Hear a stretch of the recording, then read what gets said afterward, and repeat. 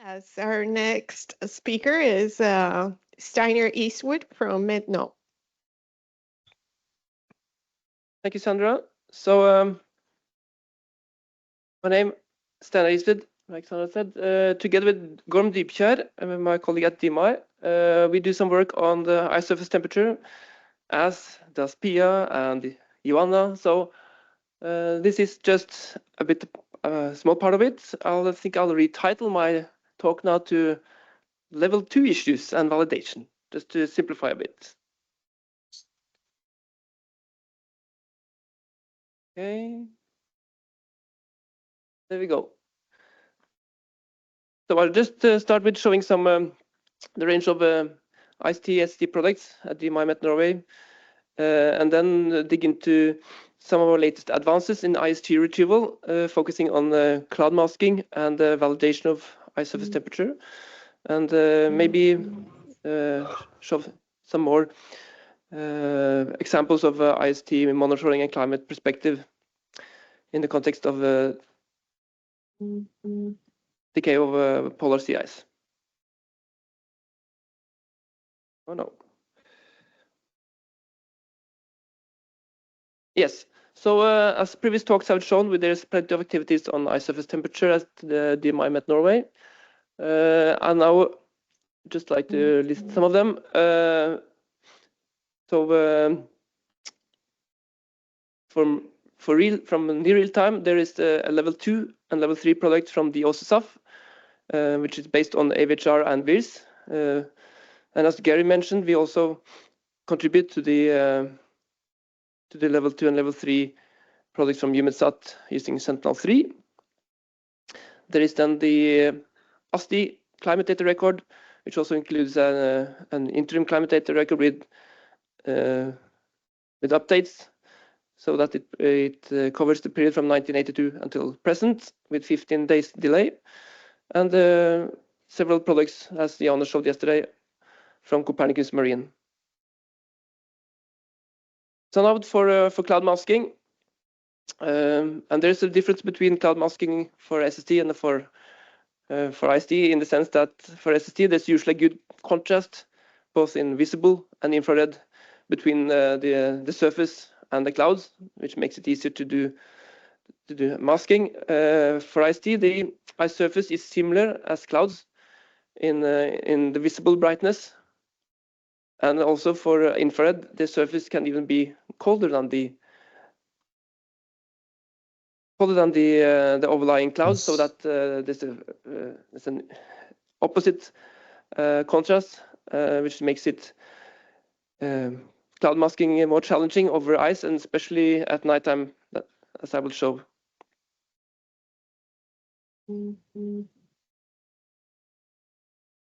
Okay, there we go.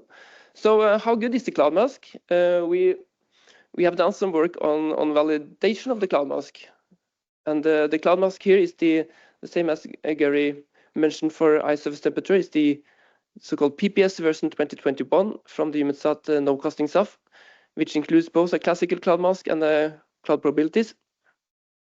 And we've been using the Calliope cloud lidar from Calypso satellite to validate these cloud products. And because the Calliope detects the presence of clouds and aerosols, and it can be used sort of as a cloud truth in a way. And we have validated cloud products for Sentinel-3 in the EUMETSAT Copernicus Cyphers MAST project over the Arctic. And just like to mention that the Calypso mission is now ended, but we are very much looking forward to the getting some data from EarthCare, which was recently launched and will give a good capability to continue validation of cloud products. So I'll go straight to the results. And here we see validation scores, different validation scores for 3 different sensors. So the SLSTR at the top, but also from the AVHR and VIRS instruments from the cloud mask provider. The validation score that I will focus on is the so-called FAR alarm ratio for clear. So it says something about the percentage of clear pixels that actually contain clouds, undetected clouds. So you want that number to be low. And here for over there, we see that for daytime, for daytime, the upper line there, you see that there's a 13.8% false alarm clear ratio, which shows that there's a good quality of cloud masking during daytime. But for nighttime, we are 39% and higher for the between 40 and 50%. So obviously, the cloud mask at nighttime over ice is not as good as we would wish. So now let's look at what does the cloud probability add to the situation. Now we have both a cloud mask and a cloud probability, so two cloud products. And these validation scores are for SLSDR over sea ice and polar waters separated. We bin the cloud probabilities in ranges. So the first line is over ice, the probability of cloud being between 0 and 5%. So the second line is over ice probabilities between 6 and 10%, and so forth. And in the orange box at the left, you see at daytime that the cloud probability is between 0 and 5%. We have the best score, so only 10% false alarm ratio, and it's increasing then with increasing probability as expected. For nighttime, we see that it's a similar behavior, that there is an increasing false alarm ratio with increasing cloud probability, but it starts at 35%. So we get no better results than 35% of false alarms at nighttime, even though we include the cloud probabilities. So there is, of course, an issue that we cannot fully have the same results at nighttime for IST retrieval due to this cloud masking. But the good thing is then that we can use these results to as a measure of the quality level of the retrieval, so that by using these numbers we can bin the and use some information from the cloud masking to put quality levels on the IST retrieval. Yes, this is just to show which IST algorithm we are using, which also Gary showed previously. It's a classical split window algorithm, and we've been previously using different temperature ranges in the coefficients, since there's a wide range of temperatures for ice surface temperature. But now we are planning to replace this with only one set of coefficients, since validation shows that one range algorithm performs similarly as the previous three range algorithm. And over to validation. It's difficult to get good in situ validation data from CIs. I mean, we put buoys there. They are, as you see from these figures, these are 4 classical ice buoys put on the ice. They get partially covered by snow, and you really don't know what they measure unless you have a picture of them, as here. Since we produce a skin temperature product from satellites, we need observations. We would ideally want observation of the skin as the equivalent of the ocean, that you can use subskin or depth measurements to validate the SST. You can not do this as good over ice. So because the temperature difference between the skin and the air temperature or the snow temperature can be very large. So we have had I would like to show you examples of two campaigns, two projects that look into this. First, the so-called Svalbard Marginalized Zone campaign, where there was a campaign to observe and better understand the complex interplay between atmosphere, waves, and sea ice in the winter marginalized zone around Svalbard. And we put observations included in this so-called OpenMet buoy, which is a homemade or sort of a do-it-yourself buoy, but with calibrated instrumentation. And we have 4 thermistors, as you show here on the figure, one at 1 meter above the surface, one at 10 centimeters, one lying actually at the snow surface, and one buried into the snow at the snow sea ice interface. And the idea is then to show to use these to validate the ice surface temperature product. We deployed 34 of these buoys on ice floes in the marginalized zone from a Coast Guard ship. And but before we did that, we calibrated them using a reference sensor. And the accuracy, you see here the effect of the calibration, that there is no more trend in the spread here, and the accuracy is typically around 0.1 degree, so sufficient for our IST retrieval validation. Here's an example of buoy trajectories and the buoy positions overlaid on a Sentinel-2 high image, so you can see the really fine details in the sea ice. And this is a very dynamical region with the ice breaking up and drifting. So some of the buoys didn't stay long on the ice before they were drifted out and ended up in the sea. But some of the buoys provided more than 1 month of data. And the next step now will be to collocate these observations with the satellite ice surface temperature products for validation. Unfortunately, I didn't have time to do this before this conference, but this is to be continued, and I hope to report to you back soon about results from this campaign. Another activity in the same context is the EUMETSAT Trusted project, which is development of a high-quality sea ice buoy for surface temperature measurements, where they put effort into getting a more cost-efficient and easy-to-deploy design than is existing today. And specifications and requirements has been defined by DMI, SHUM, and NK. A prototype has been developed and built, and this prototype is now being tested and calibrated. Or calibration is ongoing. I would like to show you. Okay, it's been flipped. So this circle shows you where it should be, but over here is the instrument, the pole over here. It's a pole with 16 thermistors, which are with 3 centimeters separation.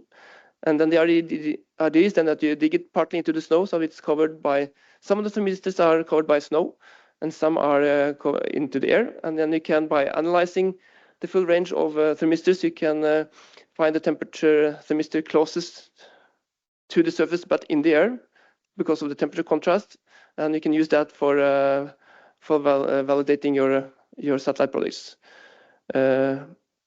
You might notice that the thermistor on this prototype are black, and that's not the purpose. They will be white in the final version, and maybe also covered by sun shield.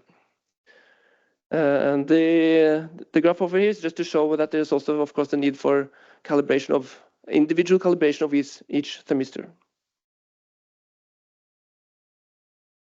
Okay, so some final words on climate indicators.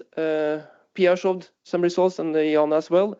This is just to show that in the Copernicus climate service, we are contributing to the European State of the Climate report with yearly, which is a yearly report.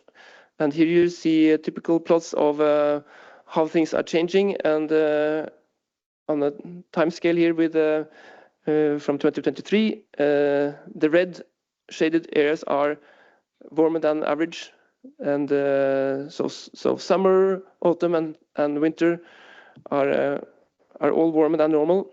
This was not the warmest year, but the 6th warmest year in the time record back to 2026. And here also the climate indicator with geographically distributed surface temperature anomalies.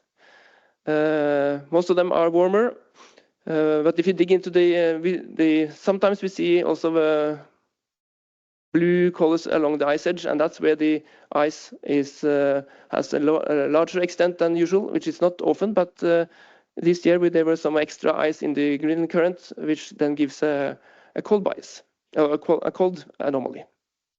And more details can be found in the European State of the Climate report on this address. And that concludes my talk on level 2 issues and validation and some climate indicators mixed together. Thank you.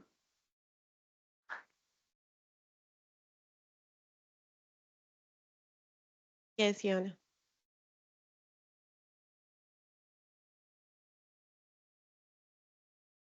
Hi, Steinar. Thanks for your presentation. Joanna here from DMI. Just a clarifying question. The very nice indicators you showed from the European State of the Climate report, are they level 3, 2, 4?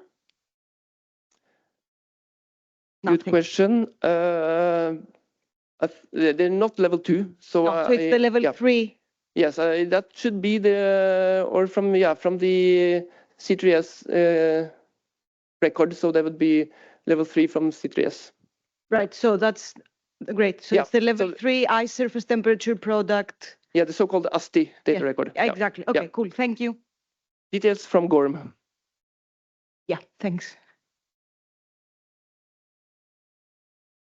Questions? I have one. So I'm pretty excited about those new trusted IST buoys. It's just a prototype right now. When are you guys thinking to deploy those, and how many you're going to start with, and what's the plan for those buoys? Yes, very excited as well.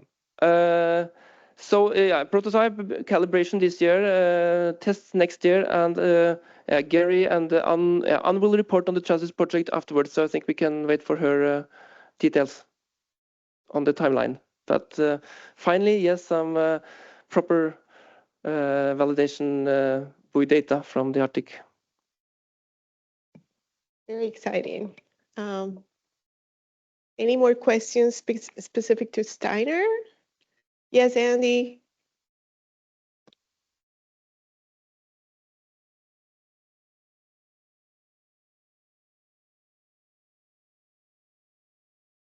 So the validation results that I've seen thus far are quite, significant. Where do you think the errors are? Because do you think the retrieval really is that much in error, or do you think it's simply a validation issue, or how much of a contribution is the ability to do the cloud mask? Have you got some feel about? So the validation of the cloud mask, you mean, or? Well, no, really the influence of the cloud, of the failures to detect on the retrieval accuracy versus simply the difficulty of doing the validation in the first place. Because the number is about 3 RMS, about 3, isn't it, at the moment? So, oh yeah, and you would think that actually with very dry atmospheres you'd be able to get a lot closer. Is it simply it's just so hard to validate, and most of the error is simply in the validation? And also, how much influence does the cloud mask challenge pose in terms of the validation itself? Yeah. So indeed the physics implies that you should have quite accurate retrieval. So it's a representativity issue for me, that what you compare with is not what you are measuring. And there's one thing, of course, it's a cloud issue, but still at daytime we still see quite high standard deviations. There was some improvements with less bias, but still there is so much variability, which is not what you expect from the retrieval. So it's about the representativity, I would say. Okay. Yeah.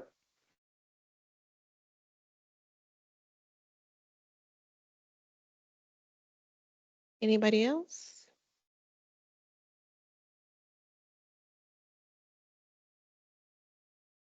Thank you.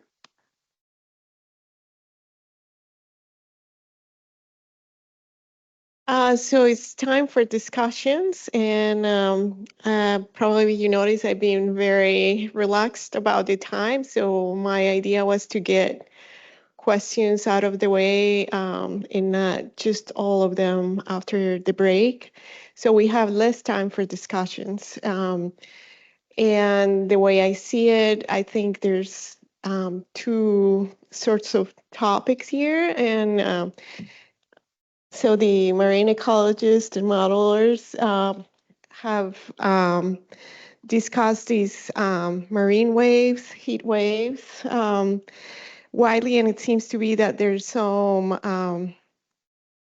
issues there where you guys need to come up with definitions of heat waves. I not familiar with the topic, so I let Jean-Philippe guide those discussions. And in terms of the SSTs at high latitudes, it seems like we have some different discussions. So should we start with you, the users? Do you want to explain what the problems are with these common definition? It seems like you guys need some dynamic definitions that accommodate all the species and different interests. I'll let you talk about that first. Okay. I would like to deflect the question towards biologists, um, because like I'm not aware. Like I know that species are very sensitive to depending on like on definitions of marine heat waves, like what was discussed yesterday. Although I don't feel that I'm necessarily the greatest person to kind of talk about this. I know that Peter has a lot of experience on snow crab habitats and how it shrinks. Um, but besides that, yeah. So I'm I'm not really the best person to animate that part. Oh, that's okay. And animating and taking notes is too much for me. Sorry. But if there's anybody, I don't know if someone would like to kick off this this discussion and maybe try to I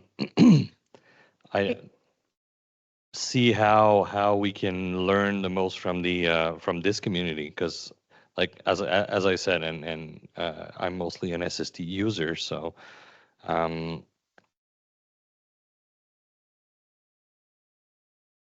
Any comments? Yes, Sally.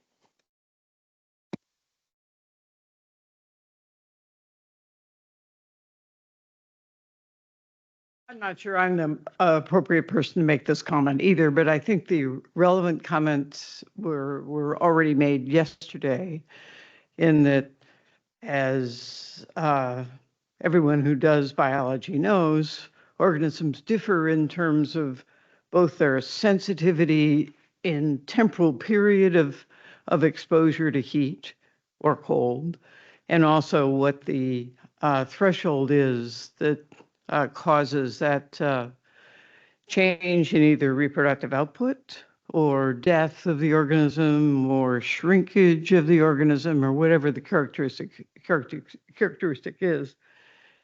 Biologists typically measure those by physiological behavior curves, whether the organism can perform its normal function and where the threshold is. So if you're looking for a common definition across biology of how many days is a heat wave, you're not going to get one. But that doesn't mean that when you write up your results, you should be locked step with several of the published definitions of heat waves, which are based on the physics, because they don't necessarily, as was said yesterday, link to the biology. Lots of organisms have. There's an enormous amount of literature about how many days various organisms take to respond to whatever temperature it happens to be, and whatever response you're looking for. As David said yesterday, the 3 days causes resorption of gonad completely in various clams. And that's been known actually for a long time in the oyster industry with various stresses. But I'm not sure that carries the conversation forward. Other than you need to worry about whatever organism it is that you're working on. And I'm not sure that the SST community should be particularly concerned about the defining a heat wave for biology. So I know what a heat wave is for things like Arenicola marina, which is a common organism on the European coast. I know what a heat wave is for Semibalanus balanoides, another common organism in rocky shores. They're not the same. Thank you. Peter Galbraith, Fishes and Oceans. What she said. No, basically, she's right. We don't have to, this community doesn't need to define anything other than what's already been defined. It's 5 days, 90th percentile of the climatology, and then you multiply by 2, 3, or 4 to get the various metric of a different intensity of a heat wave, and then there are cold spells. Because you can have a heat wave in the middle of winter in the Gulf of St. Lawrence, and it's going to mean a 0.5 degree delta, right? So there's no threshold of temperature anywhere that defines a heat wave. It depends on the area's climatology. And so the issues are, like in the marine heat wave community, do we need to worry about detrending, that sort of thing? So that's a constant battle between the people that say, well, of course, there are more and more heat waves because the climate is warming. So, but if we remove that effect, then we're also hiding the fact that the climate is warming. So do we want to highlight that the climate is warming or not? So I think that just showcasing the occurrence of heat waves with dashboards published on websites and so forth are just a good indicator to biologists that, oh, my species is sensitive to that. I'll look into it for my specific species at that various time of year. In the Gulf St. Lawrence, the Gulf St. Lawrence varies between minus 1.8 in winter at the surface to 22, 23 degrees C. So a 1 degree or 2 or a super intense marine heat wave of 5 degrees C will still be within usually the envelope of a temperature that could occur at another time of the season. So a lot of biologists won't worry too much about it unless their species is at a larval stage at the surface at that specific time. It's usually during a cooler period, so forth. So it really, as she said, depends on the species. So I think the best that this community can do is just highlight the fact that they occur and it's happening now at this area, and then the virus biologists can see if it matters to them. I don't think we should be in the business of changing definitions other than the worry of should we be detrending or not. And that's a separate issue and separate battle. Thanks. Yes. Yeah, I look at the marine heat waves, for like doing some a little study, and more think about, is marine heat wave is just one aspect of temperature variations. So we know temperature is think about time variation has multiple time scales. Marine heat wave probably on the higher frequency end, but I know some people put the interannual variation, like the blob in the Northeast Pacific or the, Scotian Shelf, this more over season warming also as marine heat waves. So, I think about if our, more, it's just temperature variation, and especially later on when people understand the mechanism or the variation of marine heat, we go back to the heat budget analysis. Just look at temperature, how was our temperature variation. So, I may think, do we have to use the marine heat waves, this definition? Maybe just the different time scale of temperature variations. These are like a weather weather time scale and like an intra-seasonal time scale, interannual time scale, decadal time scale, or longer trend. And it's more just for the biology. You think about at what time scales and what degree of temperature anomalies biology are sensitive to this variability. So it's not just I believe biology just not just sensitive only to marine heat, we also sensitive to other lower frequency variation. So I kind of agree with Peter. So we probably don't need to pay much attention, to the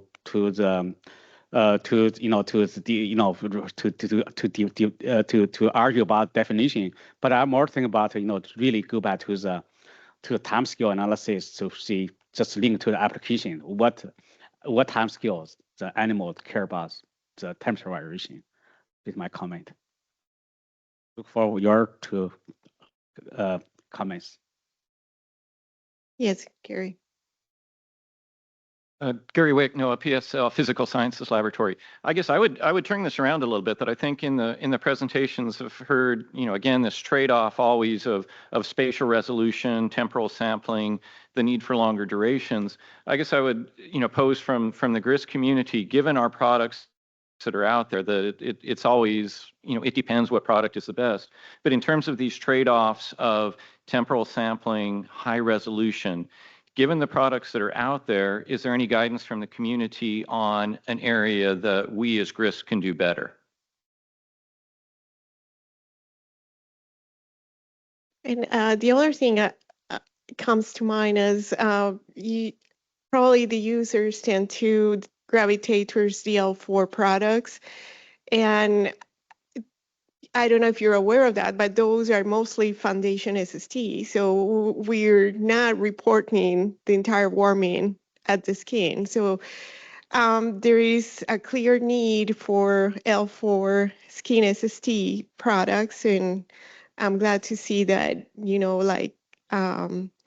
Gary is now reporting skins and subskin is it an L4, right, Gary? Or L2? Okay. Just be aware that a foundation SST product might not be ideal for this sort of application. But John, you were going to say something. Oh, okay. Coastal L2 skin SST with high resolution.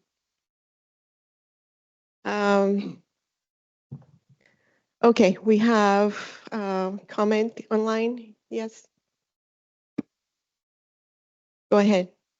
Hello, can you hear me? Hello, hello. Sean Yan, go ahead. Yeah. We can hear you. Okay, great. Yeah.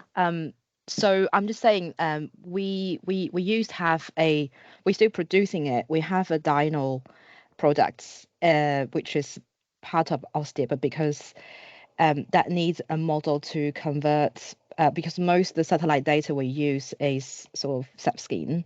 So we do have a couple of models, one produce warm layer, one produce cool skin, so per se.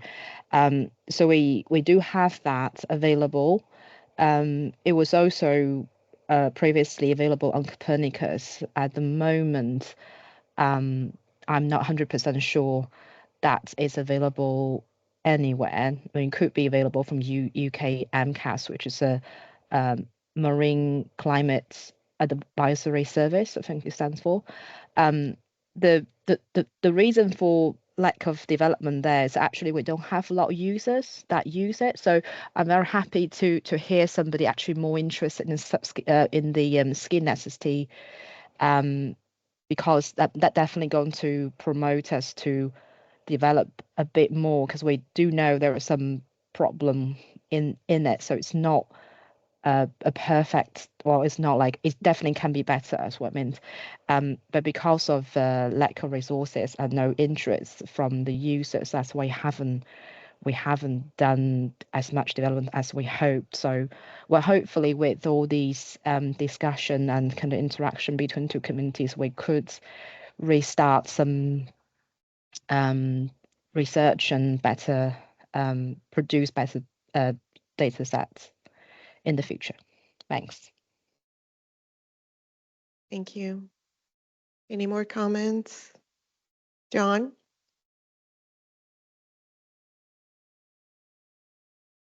I think my comment is related in part to asking the biology community, in a sense, is there also metadata or other things that we might naturally have access to that maybe you'd struggle to find? I mean, classically, it'd be things like tidal information, current information, that kind of thing. I'd also say, with respect to the depth, and everyone's saying coastal, we should also realize that a lot of the work that we've done is for open ocean, and the whole transition of exactly what happens when you have a 3-meter, you're only at 3-meter depth, how that impacts what you see, and how that impacts what you really want to measure is something I think we do also need to start considering in a bit more depth. So that'd be my comment.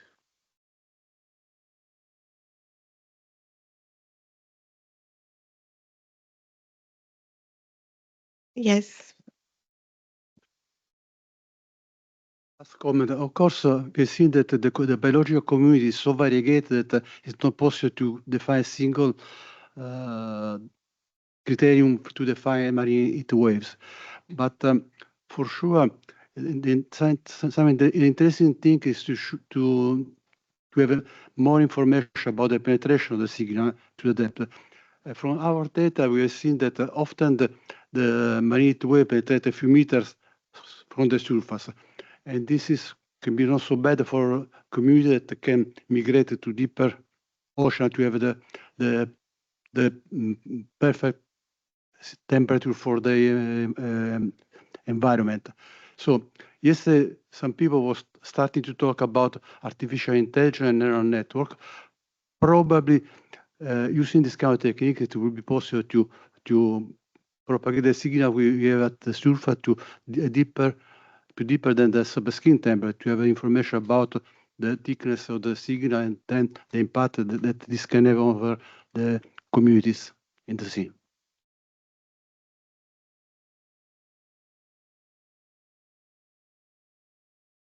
Hold on. Jorge? Thank you. Just one quick comment. I really think in terms of these coastal applications, and it's exciting to see, I think the improvements of the cloud masking in these areas is just so critical. And I also I'm not an expert, but I also think this is an area where even future machine learning applications, and I'll give you an example why the cloud masking is so critical. In California this year, we usually have what we call the June gloom, where we have a lot of fog and clouds over the coastal areas. Well, this year it's been the April, May, June, maybe July gloom. So, the issue of cloud masking is going to be critical, I think, to applications and specific coastal regions, especially also for looking at upwelling and, frontal features. Thank you. Thank you. Hi, Andrea Pisano from CNR. A general comment about marine wave definitions. I mean, this is for sure a topic of current debate.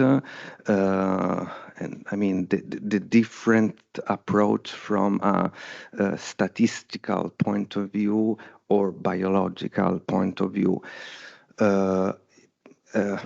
In my knowledge, marine waves, the definition comes from that of atmospheric heat wave and are taught as an extreme event, an abrupt and rapid temperature change with respect to usual conditions. And this is the statistical approach where the problem is the definition of normal in a changing in an ocean of changing temperatures. Because the point is that if we apply the update method, we will reach in the next future a status of perpetual marine heat waves. And from this, the issue of the trending or using a shifting baseline. But in any case, I do agree with that it's really important to consider the biological impact. And in any case, this can be done by regular and constant monitoring of the absolute temperature. So these, can be disentangled from the definition of marine heat waves. That's my comment. Thanks. I see a question online, but Helen Beck. Helen. Oh, Helen, go ahead, Helen. Oops, unmute myself. Hi. Yes, I did put a comment in the chat, but I realised that the people in the room can't see the chat, so I thought I'd just mention it. But you were talking about a resolution of like SST products and how to resolve coastal features, I think. I mean, like, I love the NOAA Star Arms tool. I don't know if people use it very much, except for those colleagues in NOAA Star. But it's only got a few ocean regions around the world.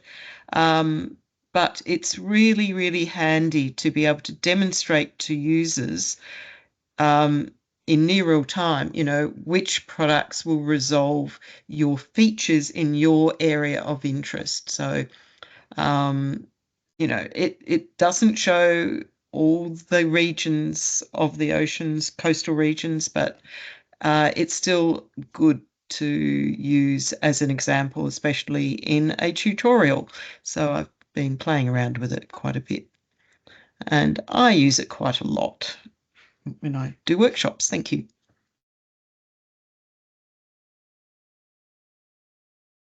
What visualization tool were you talking about, Helen? Were you talking about the ARMS? I've put the link in the chat. It's NOAA Stars ARM. Yeah, there it is. Yes. Expo Regional Monitor. Okay. Yes. Hi, Veronica it's been around for quite a few years, and it's handy. Thank you, Helen. Yes. Thank you, Helen. Thanks for bringing that to the group's attention. It is possible to add regions if we hear from certain people. There are other tools at NOAA where we are trying to bridge the gap. So this tool is strictly for SST. There are other tools that we have that branch into other remote sensing observations. I think there's just for this whole conversation, there's a big push to communicate between the downstream. In this case, we're talking biologists or applications and the people making the data and describing all of that. I think the data we have a data portal where you bring where we're trying to make it so that you can drag in your own let's say your own Excel biology measurements with point locations and drop that on to a satellite image, so that's like our data portal. So we definitely, there's a huge need, plus education. We do training courses. So the reinforcement of those kinds of tools, Helen, you're bringing it to that you're using it. That's great reinforcement for us. We can justify keep working on it. We can put additional regions into tools like that. That would be fantastic. And I'd also like to make the point that I've spent the night looking at all the different websites I can find, all the different web tools, trying to find one which I think I can use to inform my Pacific Island colleagues who will be doing the workshop. And I can't find one. I can't find one that I go, yeah, that'll be easy for them to understand. They're just all really complicated to use, and I don't want to confuse them. So if anybody has a really simple to use website, Prosanjit, I've been looking at yours, and Soto one, I mean, there's a number of them out there, but they're just not easy to navigate. And I just, yeah, something really simple for the non-educated user, the non-scientist, basically. Any ideas? Thank you. Thank you. Ed? Well, yeah, this is Ed Armstrong from JPL Podak. I was going to mention Soto, but you just said you looked at Soto. I can't see anything. I'll more have another look. Soto, I'm pretty sorry. tired tonight. Okay.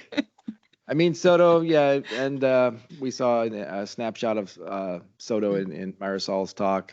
So all the GRIST products, as far as I'm aware, have a thumbnail created as part of the NASA Global Image Browse System.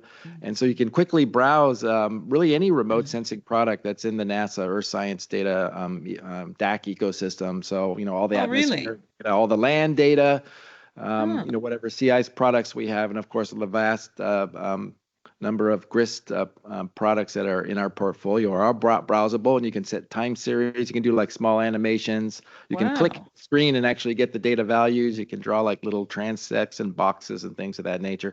Can't really do any time series analysis yet, but for actually looking at the data, looking at the features, trying to determine which product might fit your investigation need, I think it's a fantastic tool. So that's just my and that is Soto, and one can find it all from that one website, can you?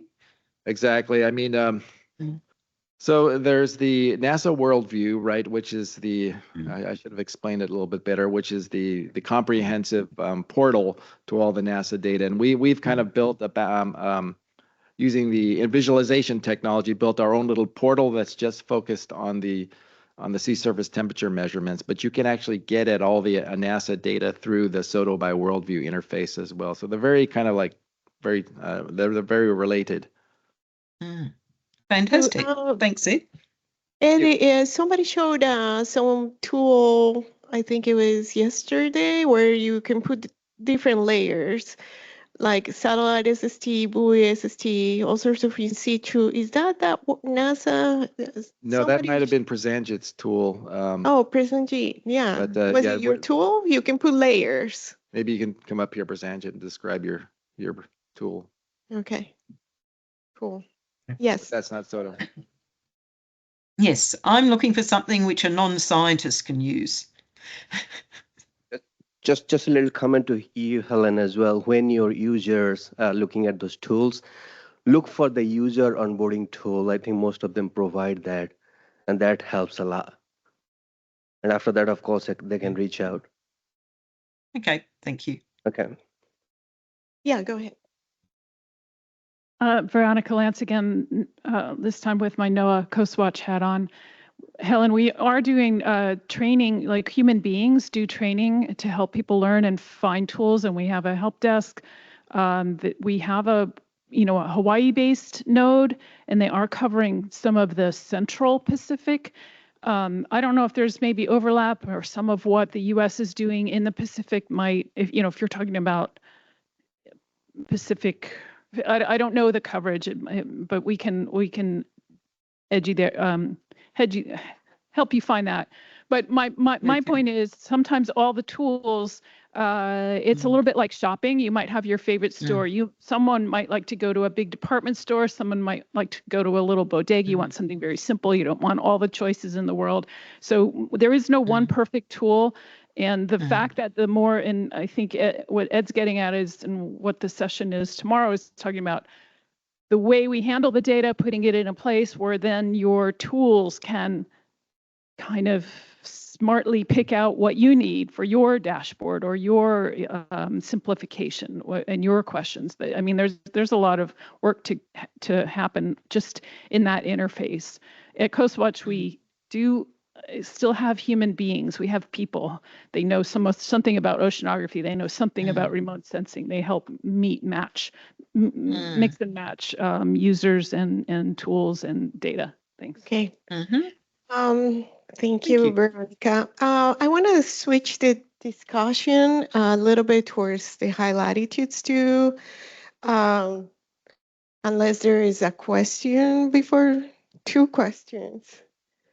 Okay, go ahead. But I want to leave some time for the high latitude people to discuss their needs as well. So, yes, online. Who's first? Chris.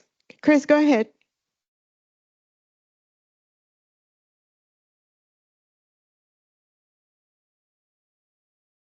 I don't have a question if you're speaking to me.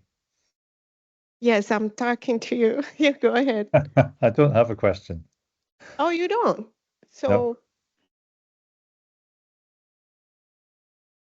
No. That was just a response to Helen. So I think, yeah, it was like a side convo.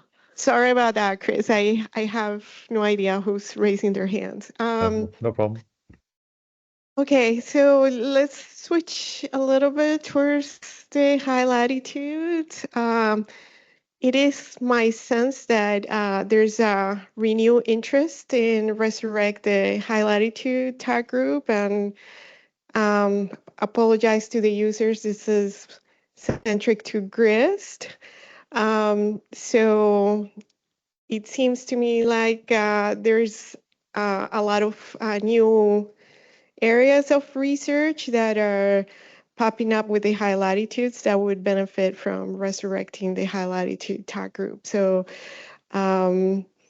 we have cloud, improving the cloud algorithm in the Arctic. We need asking SST. We need to look at the consistencies between ICE and SST. I mean, it seems like there's a lot of things going on. So, Jana and Pia, do you guys have any comments? Is there any interest in resurrect this group? What do you guys think?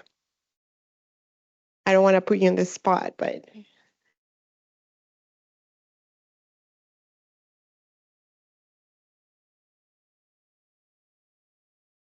Yeah, but I agree with you. I think, yeah, we are interested at least, and I see a lot of issues that could be discussed and tackled within such a task team. And you mentioned one of them, the consistency. And I think now with the ice surface temperatures included as well, this becomes even more important. Before we are only looking at the consistency between the sea surface temperature and the sea ice concentration. But now there's another component, that's the ice surface temperatures. So for the sea surface temperature, we only looked at whether there was sea ice or not, and if we had high temperatures, you would likely filter out the sea ice in these regions. But now that we looked at the Arctic, we actually have cases where we have ice surface temperature observations, but no sea ice. So we need to figure out which one to trust, and that likely depends. We've seen that at least along the Magnite ice zone, there are a lot of cases where we have ice surface temperature measurements and observations, but no sea ice. So what do we do in these regions? Because we want to provide a consistent product in the end. But again, not in all cases we can trust the ice surface temperature observations. They might be impacted by clouds, so it might be the cloud temperature that we are seeing. So we don't want to put ice in these regions. So I think that's at least one of the topics that could be discussed in such a task team. But yeah, there are several of issues, and also the whole thing about figuring out what is driving these differences in the sea surface temperature products in high latitude. Is it the cloud masking? Is it the way we do the sub-ice SSTs? Or is it which satellite products that are included? Do we have the microwave in there or do we not? And if not, then how are we filling the gaps? So yeah, I think there are a lot of issues to look into. And yeah, at DMI, yeah, we'd be happy to, yeah, chair or co-chair such a task team. Yeah. Can I just have a rough estimate if people other than the DMI group are interested in collaborating in this high latitude working group? I see hands. So I think you have enough people if you guys want to go ahead with it. So Would it be an idea to meet up during this meeting and start the discussions, and then we can maybe try to get something written down, some specific tasks that we're going to look into? I don't know, maybe, I don't know if there's space in the program, or otherwise during the coffee break tomorrow morning, for example. yeah, I'm very interested to see now that you guys are using air temperatures to see what's the effect of the stability and if there's feedbacks between the ocean and the atmosphere that are visible at 2 meters per second that you need to consider as well. So there's a lot of cool stuff appearing in the Arctic right now. So yeah, so if there's some interest, talk to Pia in one of the coffee breaks, and maybe we can formalize this a little better.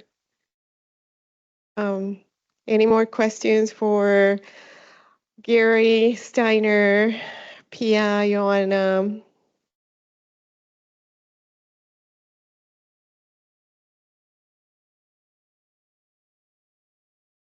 Any more modeling biology questions? I guess if we're up to asking any question, Peter Galbraith, Fisheries and Oceans again. I was wondering, first time I've actually learned that you could measure sea ice temperature, so glad I came to the meeting. Didn't know you could do that. Can someone tell me what's the effect of melt ponds on this reading? Steiner?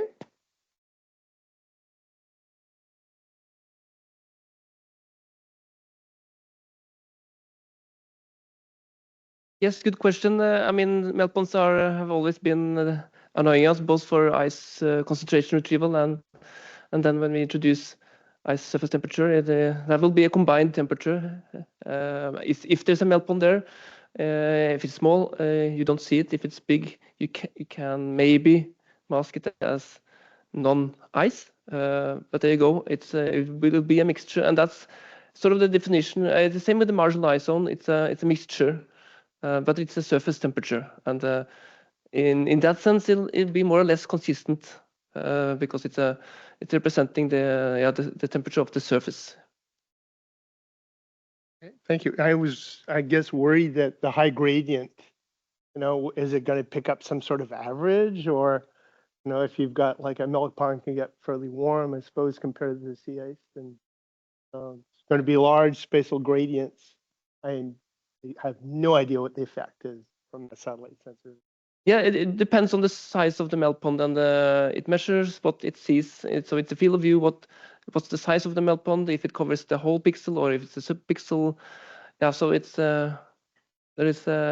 will be a mixture of whatever you see. And if the melt ponds are very very white, since there is ice underneath them, unless they have gone through. So it's depending on the color of it, you might or might not be able to separate them. Thank you.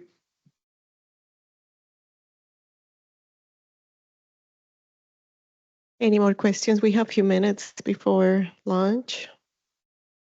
Yeah, go ahead, Papa. So I am Pallavi Govekar from Bureau of Meteorology.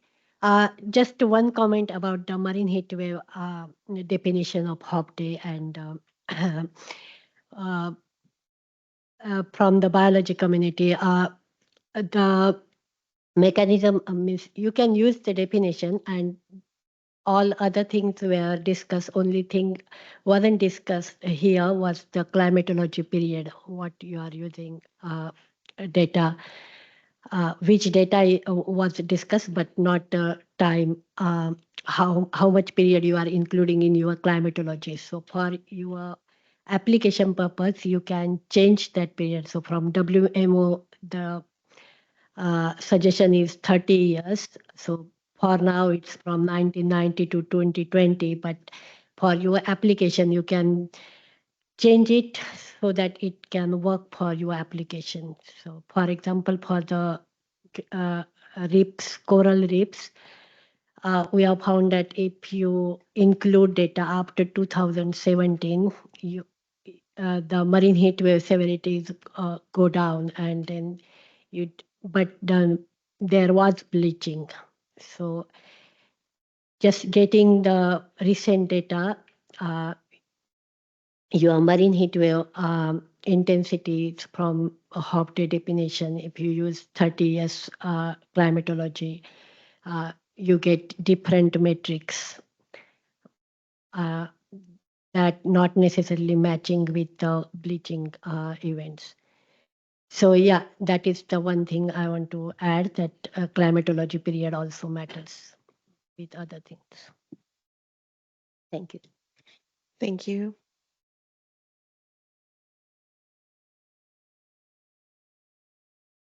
No more comments or questions? Well, thank you very much for a very productive session.